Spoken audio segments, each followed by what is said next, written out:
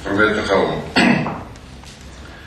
біз бүгін баршамыз үшін үлкен мереке Конституция күніне орай негізгі заңды әзірлеуге тікелей атсалысып, зор үлес қосқан еліміздің сыйлы азаматтары, академиктер Салық Зималұлының, Қайрат Сапарғалиұлының, Қазақстан Республикасы ұлттық ғылым академиясының президенті Мұрат Жұрынұлының қатысуларымен дәстүрге айналған дөңгелек үстел басында жиналып отырмыз.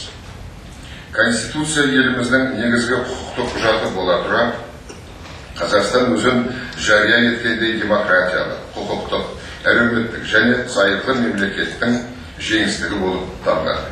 Әрине, кез келген ел дүниежүзілік қауымдастықта өзінің өміршең әрі жүйелі конституциясымен ғана лайықты орынға ие болады. Қазақстан бүгінге дейін біршама қысқа мерзім ішінде екі негізгі заңды тарих қойнауына жіберді. Оның бірі кеңестік кезеңнен қалған заңнама болса, екіншісі 1993 жылы қабылданған Конституция. Бірақ жасырудың керегіне, соңғысы кеңестік кешегі күн мен қазақстандық келешекті мәмілелестіруге тырысқан әрекет еді. Ол заң өміршең болған жоқ.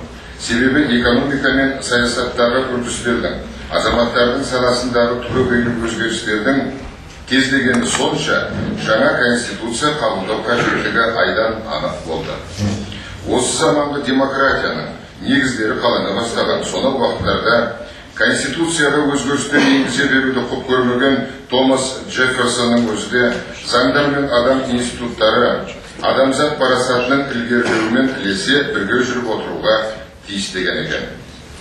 Былтырғы жылы ата заңға енгізілген өзгерістер мемлекетті шын мәнінде демократияландыру мен саяси жаңғырту жолындағы уақыт талабына сай бастама болғаны анық.